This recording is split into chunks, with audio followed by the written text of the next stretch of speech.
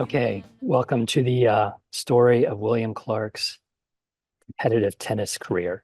Really runs from very early days through his graduation from Davidson College in North Carolina. So this story is really intended probably for future generations. It's really for maybe William's kids or nephews and nieces or somewhere down the line as it's kind of a recap of the whole thing. And most of the story is known by everybody um, who's alive now. But one day, I think, I one day hope and think that somebody will watch this video and understand what a great competitive tennis career William Clark has had. So I'm recording this video from Army Navy Country Club, the indoor tennis facilities.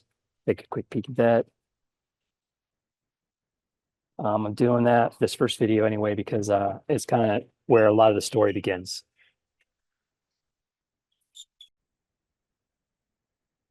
So before we get to the story, I figure I ought to have a couple shout outs for some of the big influencers of this story. Obviously I had a pretty big influence because if I had not been a tennis player myself, I'm not so sure that William ever would have had the start that he did. Maybe not. So I got to credit some of the people that got me my start. And those would include people like Kim Dillard, who was the pro at Cardinal Hill Swim and Racket Club that had such a big influence on my tennis. Graham Stillwell and Jonathan Clark, who were pros at Skyline Racket Club, who, when I was probably 15, 16, 17 at that age, taught me how to hit topspin. So they had a big influence on my later tennis career.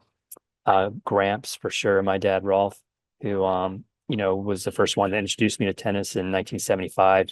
I remember when we were living in Massachusetts, about ready to move to Virginia, he said that he thought tennis would be a really good sport for me. And so he's the one that kind of got me going in it. And then he sure played a lot himself and developed a lot of thoughts about swing patterns and effective strokes and all that. He wrote a book about it. He definitely imparted a lot of that wisdom to William as well as the rest of our family. So he deserves obviously a big shout out. Then there are the Army Navy pros, Ken Jordan from the early days, who spent so much time working with William one on one in those when he's 5, 6, 7 year old, those one-on-one lessons as well as some of the group lessons. A little later, Neil Bennett kicked in with the playing hitting sessions, which had such an impact on his ability to develop his ground stroke and really grind out long rallies. Raul, who really refined his stroke to make it really quite an impressive stroke, had a big influence out at 4-star.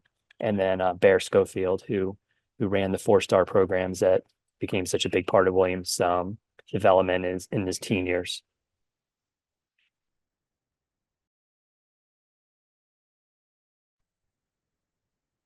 Okay, so if we start with sort of the end in mind, which is what are some of the accomplishments that I'm talking about here? Let me run through a couple things. So first up is, this is a 2013 end of year 12 and under ranking. So what's interesting about this are just some of the names that we then ran across many years later. Spencer Whitaker ended up at Clemson, pretty good player, but not as great as everybody thought he'd be early on. Justin Boulay, who was a really great player, he is still a great player, maybe going professional. Saud, who ended up being just a huge thorn in Williams' side forever and ever. Ben Kate ended up playing in North Carolina. We spent a lot of time with him and his parents, so that was a long-term relationship at various meetings. And some of the other names, I mean, God, they all seem so familiar now. William Pack ended up at Navy. There's William Clark, ranked number 10 at the end of 12s. Cameron Goldstein, who we had a couple run-ins with, and then Cameron moved, I think, to Texas. Alex Hicks ended up at Virginia Tech. Hayden Poston, big part of the story actually at George Mason. Trace Skinchcomb, who ended up at Clemson. Rakan ended up, I think, at a D3 school, Oberlin. Boy, there's just a lot of names in here that I remember. So that's the first. Second up, as we get a little later on, is some of the major awards. Certainly got to be the 2019 All Met Award from the Washington Post. William was first team, so Evan McDonald, who's another 4-star kid, was the player of the year. William was on the first team along with Sachin Das, who William beat Sachin. Finn Garner, who ended up at Navy. Thomas Calarco, I don't know what happened to him. Well, I guess he went to Kenyon. Momin, who was another kid who played a major role in Williams tennis and also in college actually when he was at George Mason, and then William Pack, who was again out of Navy. So those are some of the players from that All Met award, which was a big deal. Um, let's see, the other big one obviously is the St. Stephen's and St. Agnes winning the IAC tournament, which is the first time that ever been done. They beat Landon. William beat Sachin in that match. Really great match. I didn't think they'd win it, but then the doubles teams really came through in the end, and that was just a huge win. So that was certainly a highlight. Some of the early college days, William was rookie of the week.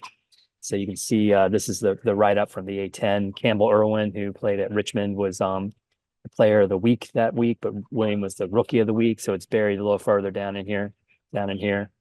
So that was early on, well before COVID. So off to a really good start, and then COVID came along and messed everything up. But he's off to a really good start in his freshman year.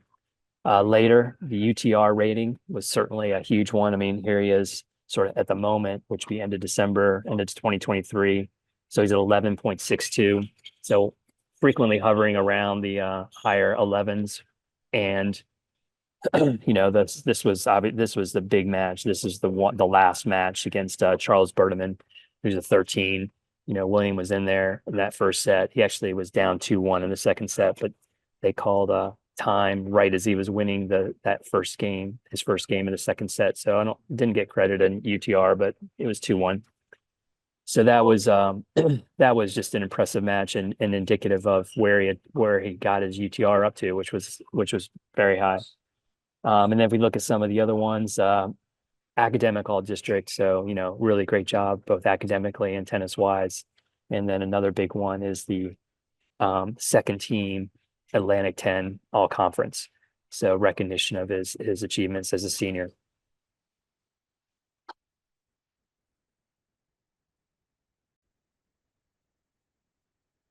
Okay, so let's get started with the story itself. The story really begins in 2003. We were living in Old Town Alexandria and decided to take Patrick out and with William to go up to Chinquapin and hit some tennis balls. I think that was the first time we'd ever done that. And so we took a bucket of balls up there and got Patrick going. William was there. He was probably only sort of 1.5-ish years old. So he wasn't really ready to try to swing a racket, but he was there getting some experience with tennis balls. So let's watch that.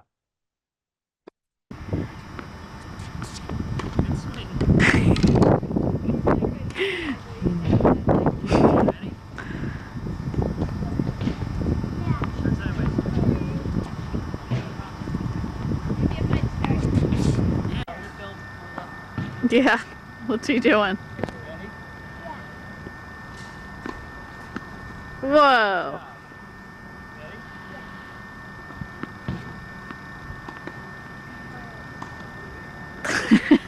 There's Williams throwing it over the court. That was a big one. Okay, ready? Yeah.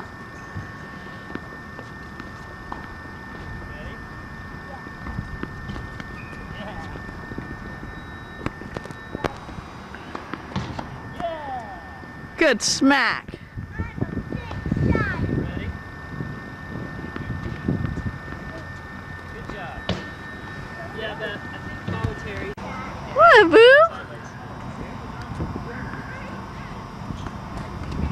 Yeah. Ready?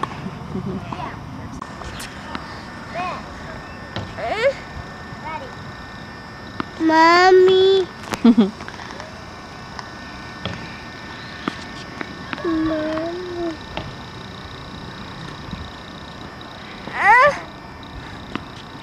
Yeah. Yeah, Beth, I think Whoa.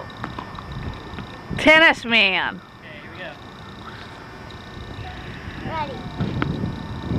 Okay, let's let Bula hit a couple. Okay, Ba. I think voluntaries is just too much of a commitment right now. I know it's only his second time out on the court, and he's pretty much crushing the ball. But I feel like he needs to have a more diverse upbringing than focusing on strictly on tennis. Okay, we'll send him to camp. We'll send William, right? Everybody.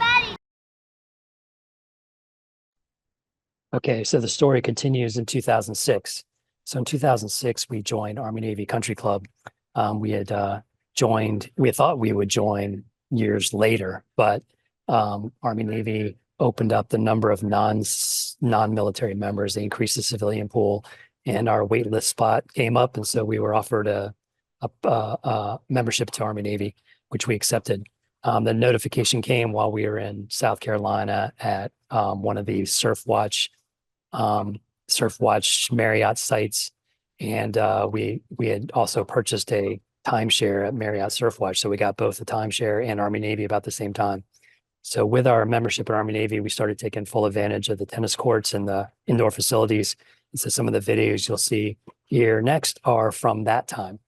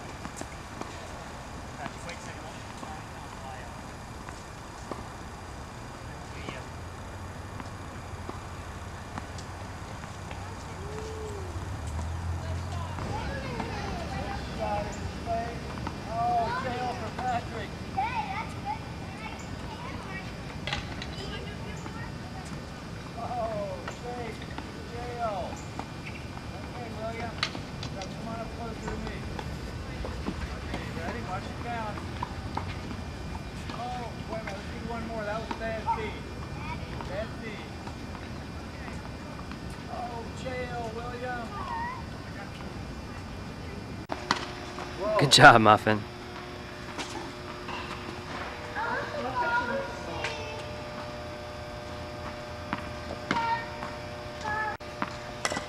Yay!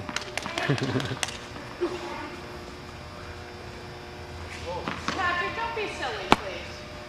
Okay? Perfect. Nice. Good job, William. Why don't you get some of Nice. your Sweet. Okay, let's see. Good job, Muffin. Did you get her? Yeah. What's your turn?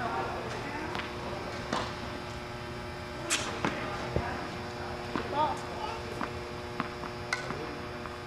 Sorry. Good job, Muffin. Good job, baby C.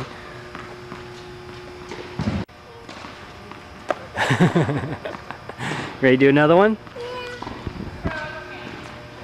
Ready? Get your hit. Ready? Ready? Good job. Get ready. Soft, just like that. That's perfect.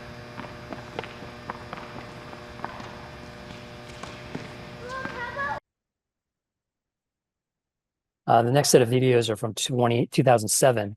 So in 2007 is when William really started gearing up with concept of private lessons and private instruction. And, you know, one of his strong suits was his ability to take the coaching, to take what was being communicated in the lessons and apply it quickly.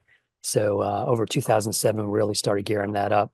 Some of the videos in this collection here are of Gramps, who is instructing him a bit.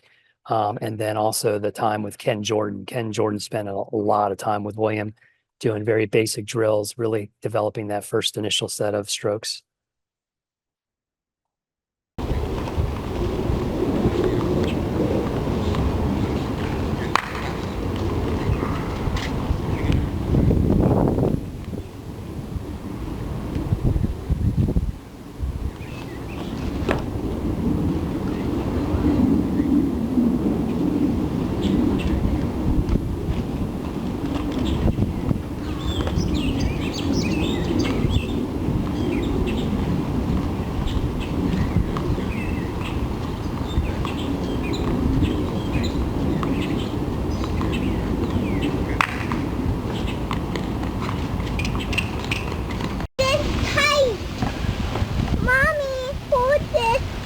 it will win the way. Wow.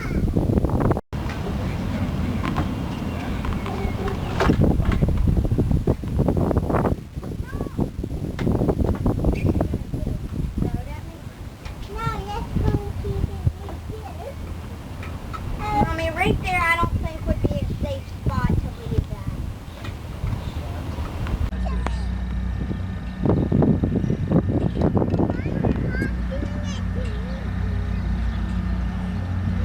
She's got a two-handed forehand. Stand next to her, yeah. Good job, Catherine.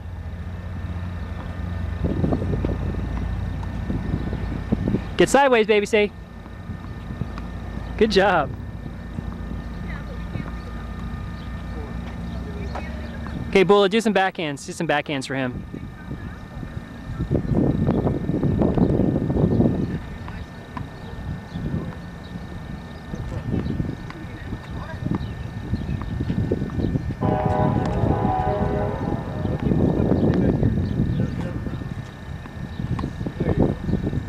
Dada, watch out! Good job, Catherine.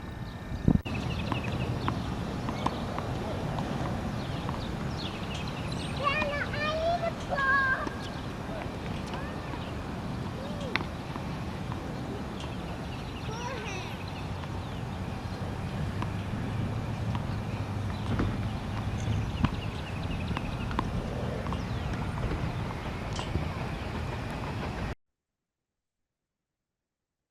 In 2008, the concept of competition started gearing up, mostly, mini matches between Patrick and William.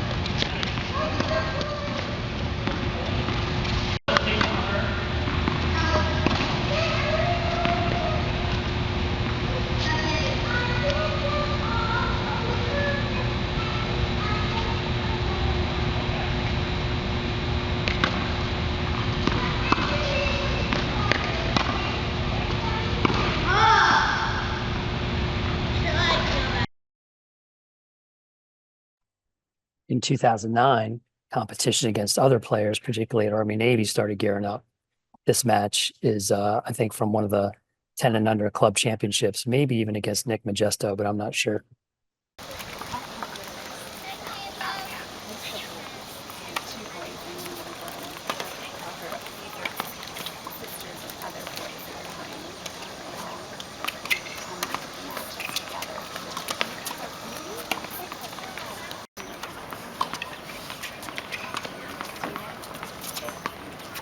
Next year I'm gonna be on the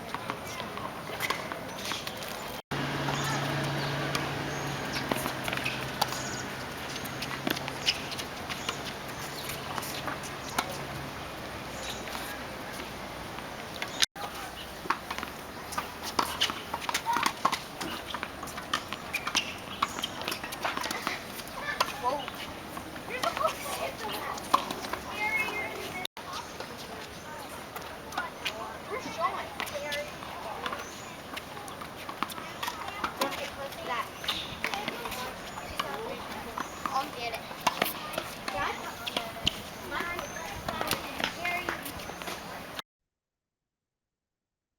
In 2010, you can start to see William's stroke come together in a way that you would recognize his stroke today.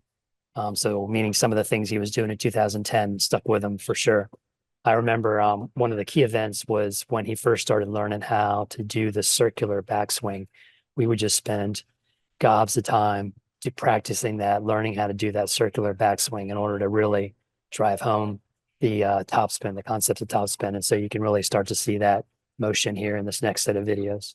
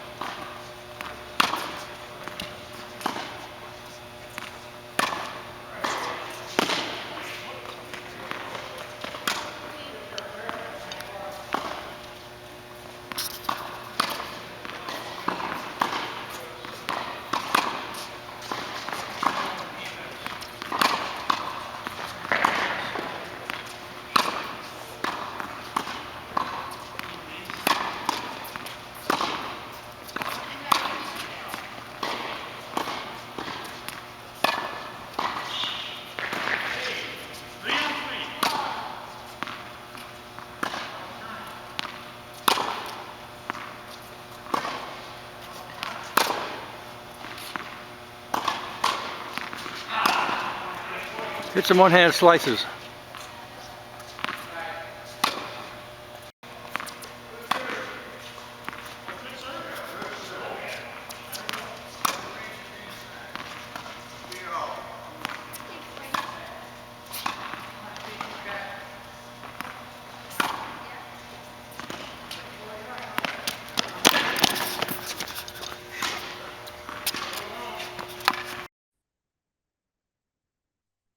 Okay, for this next video, I'm doing this recording from the George Mason Elementary School in Alexandria, Virginia tennis courts.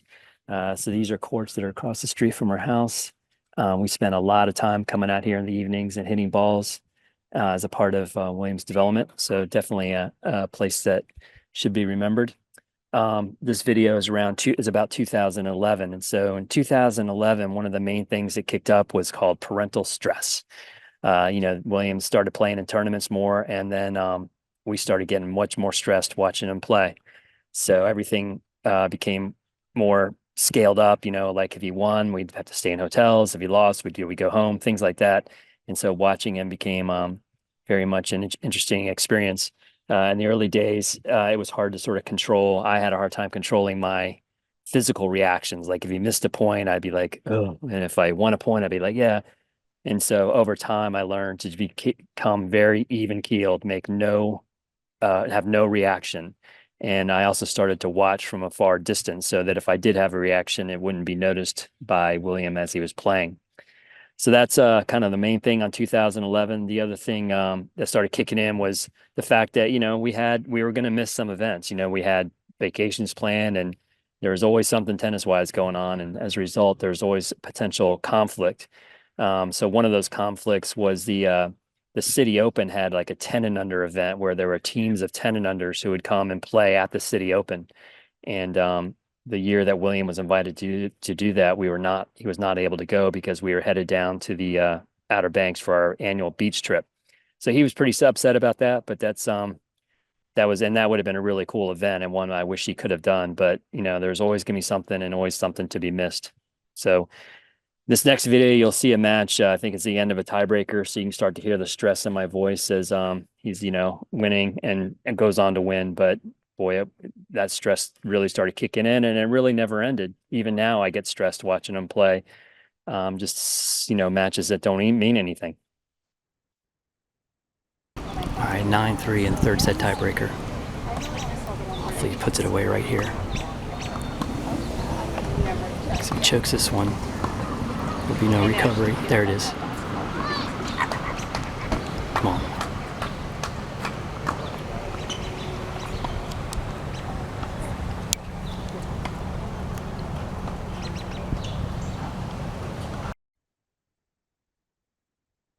Okay, so this next set of videos is from 2013 and primarily the Zonals, which is a 12 and under event that takes place on a national level with teams from all over various areas. I guess it's mostly teams from the different regions on the East Coast that would go to, I think, South Carolina and play each other. So another really cool team event. This is one that William was invited to play in. He was able to go. So Beth went down there with Beth Cohen, who's Chase Cohen's mom, and they had a nice week-long event down there and got to meet all the other parents of our team, and we were on a team with I think 12 kids, so 6 boys and 6 girls. So some of those people are still running around. I still see some of the kids, particularly some of the girls, playing in the USTA leagues that I play in. So really pretty cool event. There's a whole nother separate video I got on that one, so that'd be a better thing to watch.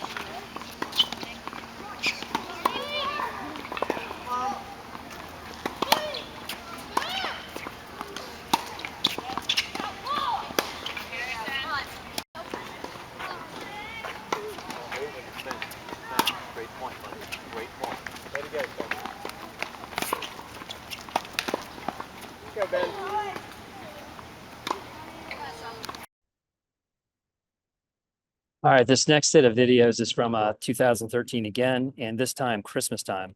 So this was a really great Christmas. It was the kids are still young enough to appreciate Christmas and to look forward to it and to really be excited about the presents. And so at this Christmas, Catherine got an iPhone, which was just the highlight of her life. She was so excited about that iPhone. And then William also got some new tennis rackets. So you can see the reactions to that. This is the big box from Santa for Abula. What do you think's in there, Muffin? Tennis racket. I think. Yo. Maybe. Tennis What if it's the doll?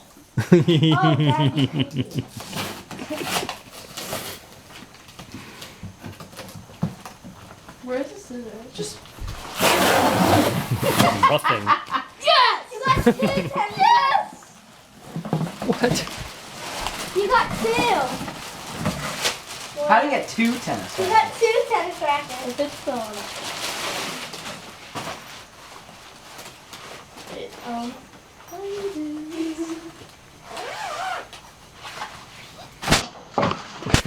That's the same one as the. What kind is that? What size is that? Huh? It's the full size. Oh, I wish it was. All right, this video is regarding 2014, and in 2014 is when we really geared up the tournaments, and William really started playing a lot of tournaments, and it was, probably 15 to 20, maybe 20, yeah, probably 15 to 20 tournaments a year. So many weekends were consumed with playing in these tennis tournaments, and that's when we really started building out our routine for how to run a tournament. Everything from the logistics, like where are you going to stay and how are you going to get there and how do you manage the food and how do you manage the wet clothes and how do you move on after a match that you won and what do you do in between the first and second match. So all that stuff really started becoming a major routine. And, we also had to start dealing with the ups and downs of sometimes winning and sometimes losing. You could go down to Roanoke and have a big tournament win and you're feeling great. And then there's that time we went down to the Greenbrier, lost in the first round after being ahead, and that was just demoralizing as all get out.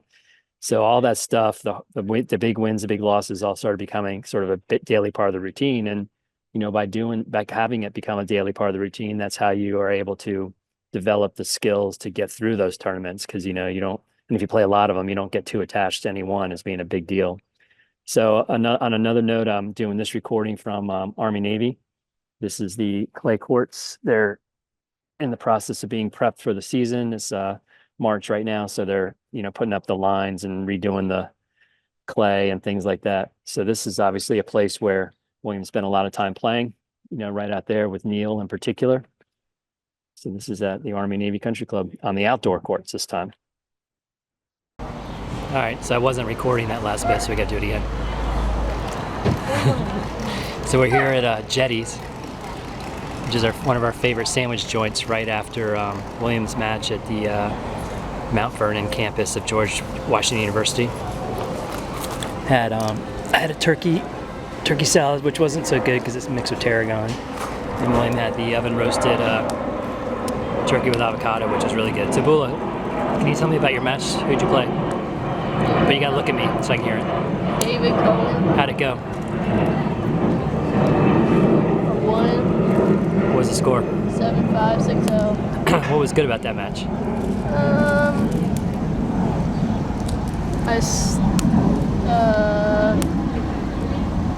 You look at me.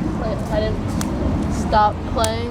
That's right, you didn't stop playing because it was tough going. You were down 5-4.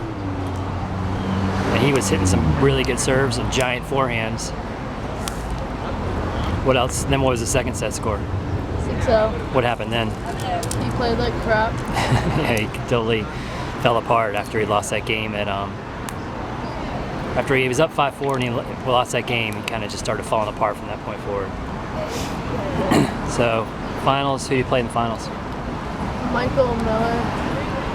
Yep, Michael Miller got a walkover against Ben Kaiser because Ben didn't play another tournament. So I'm not so sure this is going to be as good a match as the last one. But still a beautiful day here.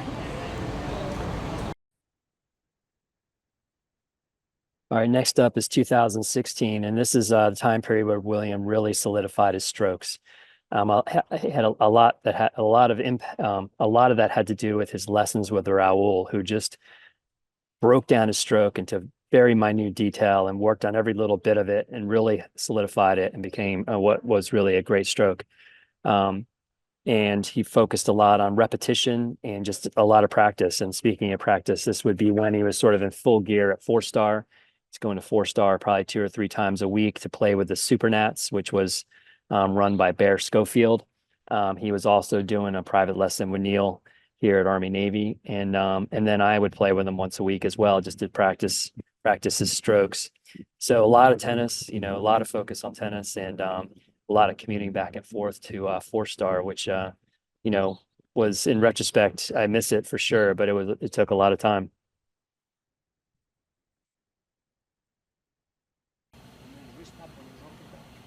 That's it. Super. Yes, excellent. Because see what happens here is when you're going up here like this, when this rack is going down, you just straighten out the arm to put the ball there. So you don't need to be with your arm straight all the time. That's for really talented guys like you. Right. You got to turn. There you go. Excellent. Say what we're looking at. Okay, we're looking. Okay. Okay, a turn and go. Excellent. It's about the hip going inside. Inside the core you hit. The hip inside. Yeah. Okay. Go inside. All right. Which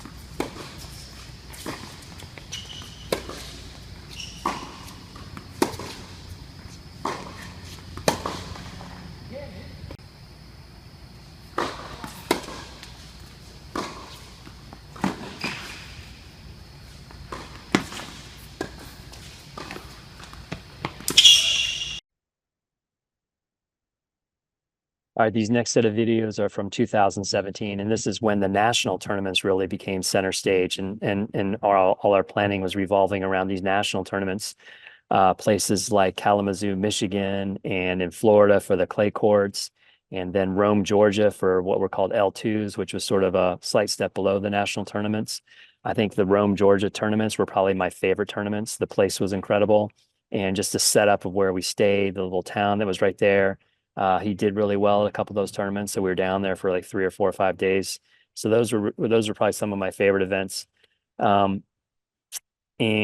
the trip out to the University of Illinois for what was called the I think they called it Davis Cup, which was sort of an 18 and under team event in which teams from Mid-Atlantic played teams from all the other regions. And so that was a huge event, and then followed up by the trip to Kalamazoo.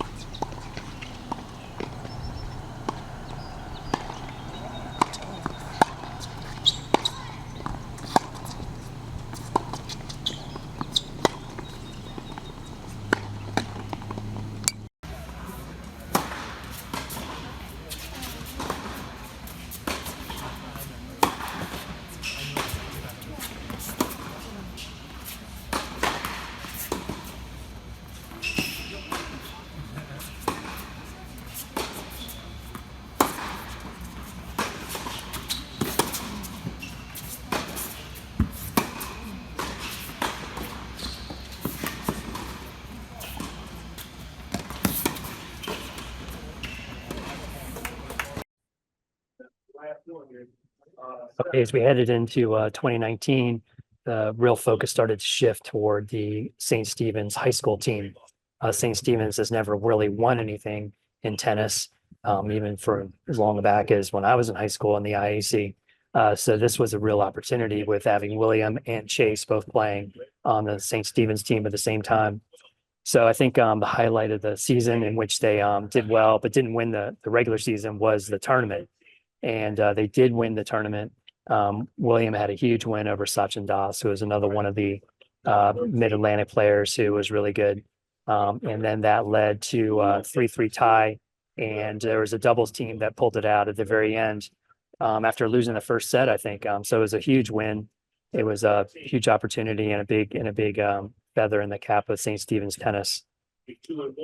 The other thing that happened in 2019 was, I traveled every single one of those high school tennis matches, made sure I saw all of them. It was an opportunity to really be a part of the team and be a part of their success to some degree as a spectator. So it was really a fun year, and it worked out really well from a high school team perspective.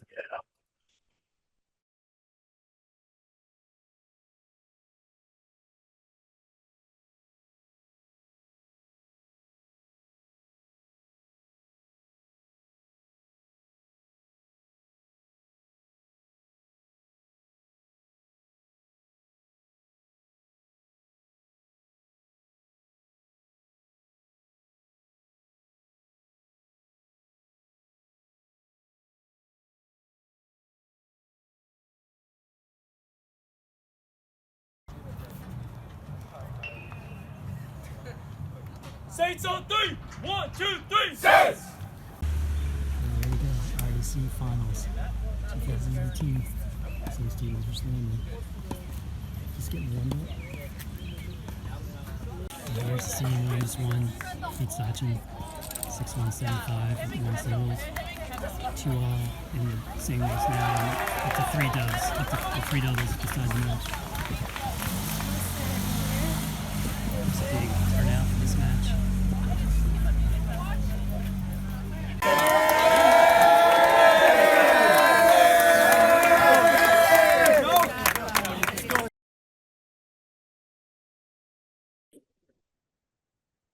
Okay, so in the fall of 2019, William headed off to Davidson to play in the Davidson tennis team.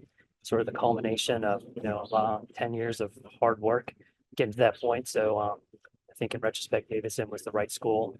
They're a good team, but not so good that he was going to ride the bench the whole time. He clearly was good enough to be in the middle to the top of the lineup.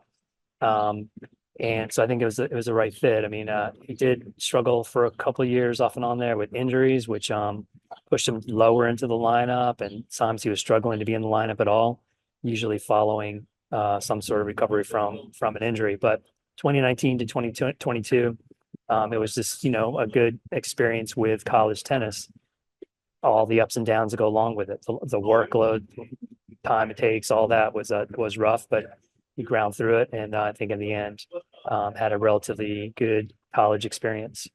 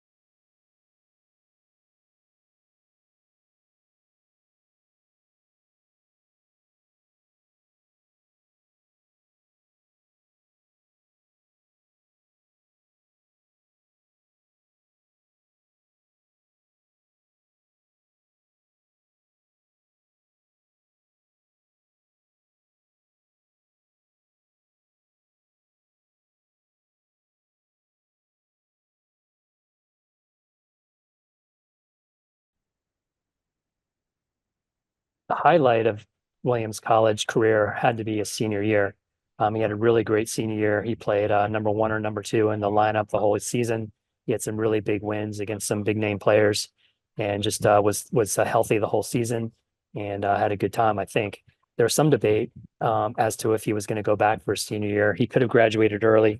He was toying with the idea of going to Germany to pursue the math masters early, but in the end, he decided to play one more senior season, and it went well. He prepped for it a healthy amount. He played some tournaments going into the season. He played tournaments over Christmas, and that gave him a universal tennis ranking that was high enough to put him at the top of the lineup.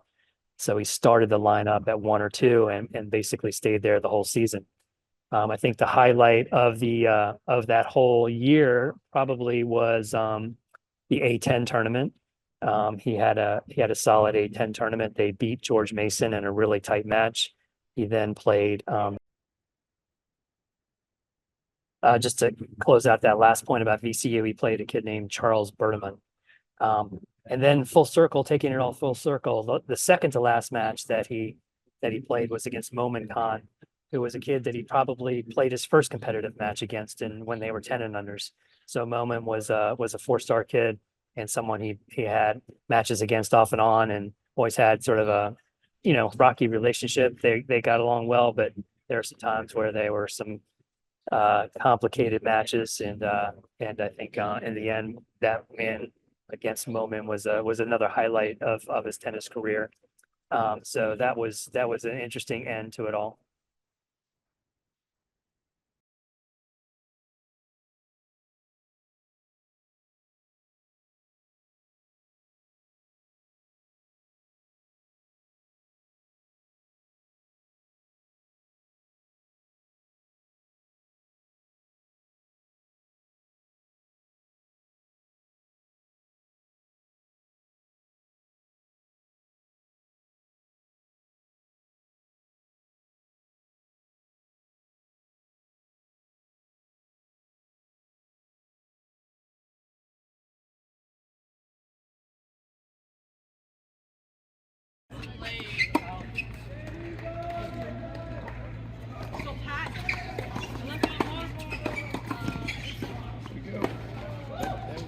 No one.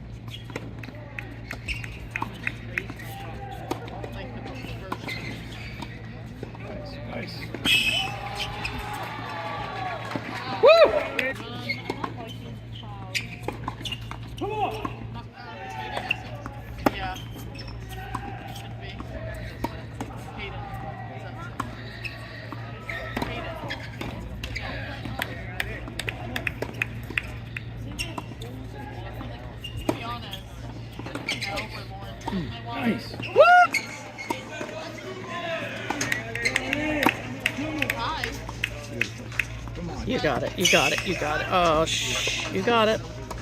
Nice. Woo! Yes!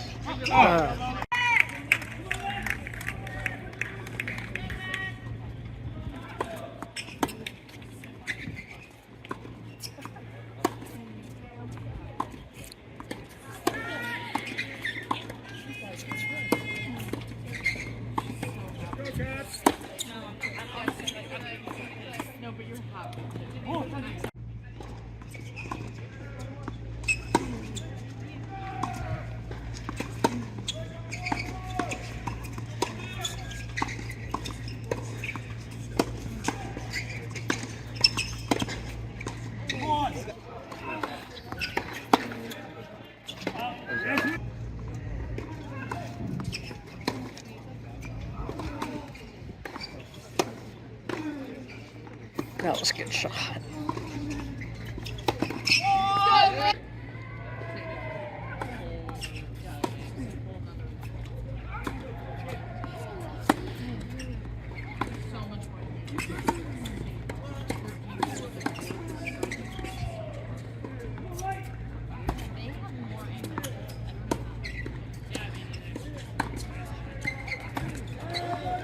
Whoa. Nice.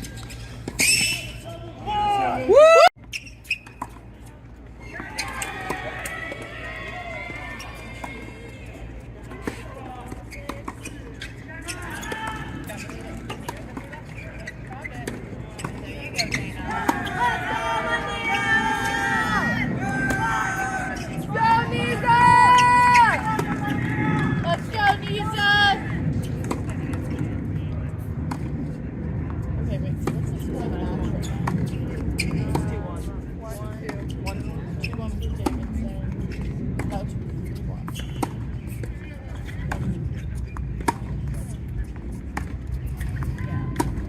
What? Exactly. Hell of a point.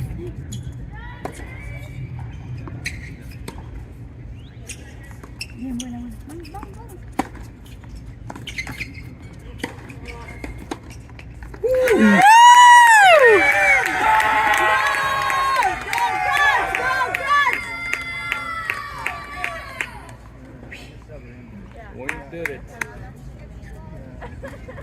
Okay, two sets. Designated.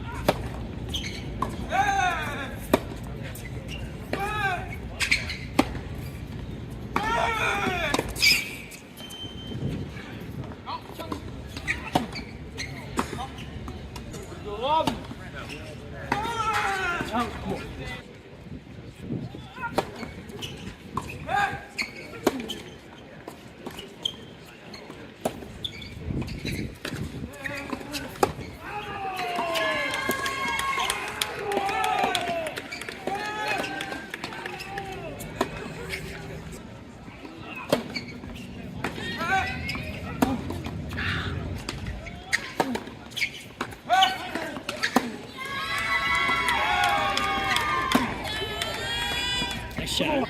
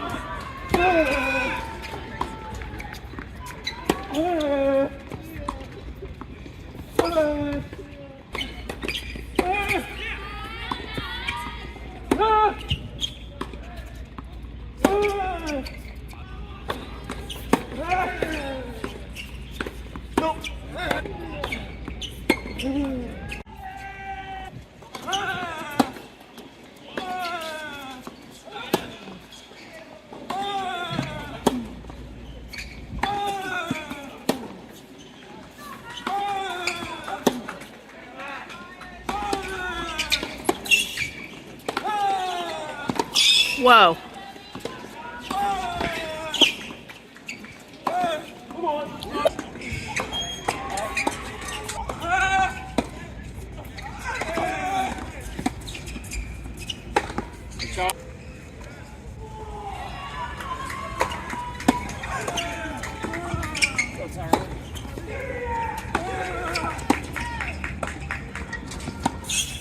Yeah.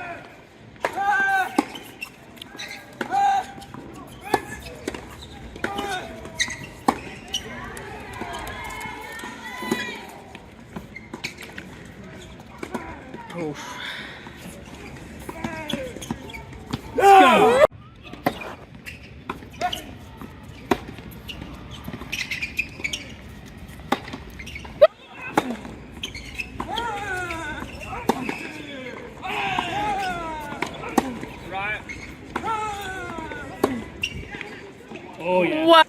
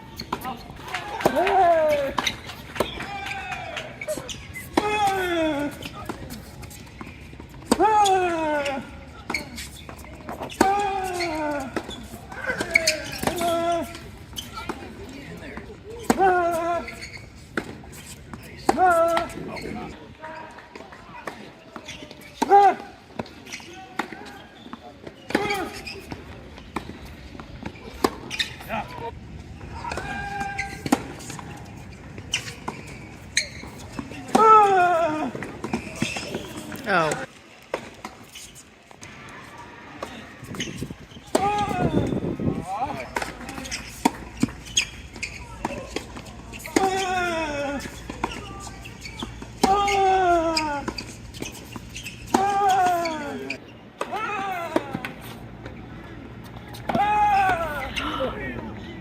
Oh.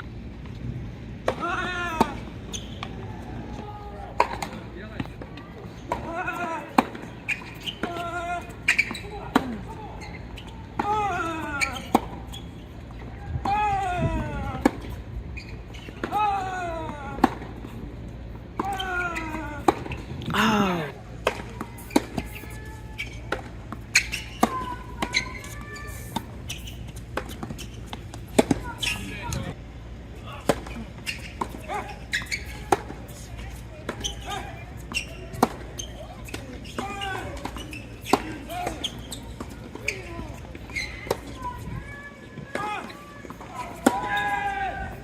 Damn.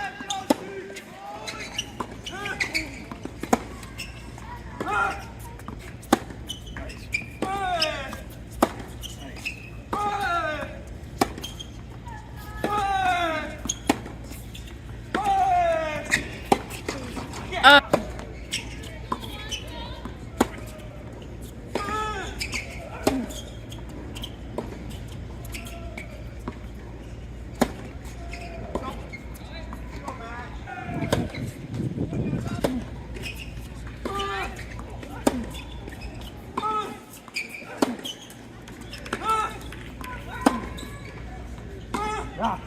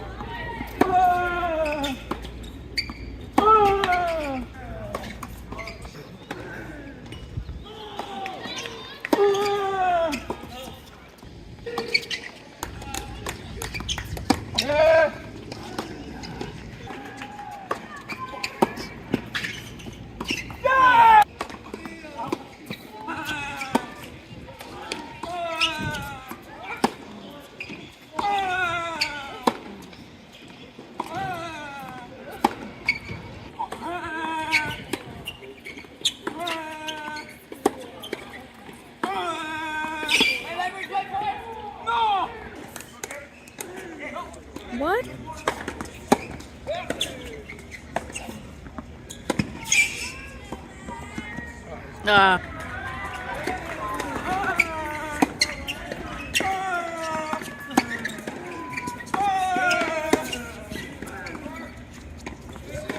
Ah.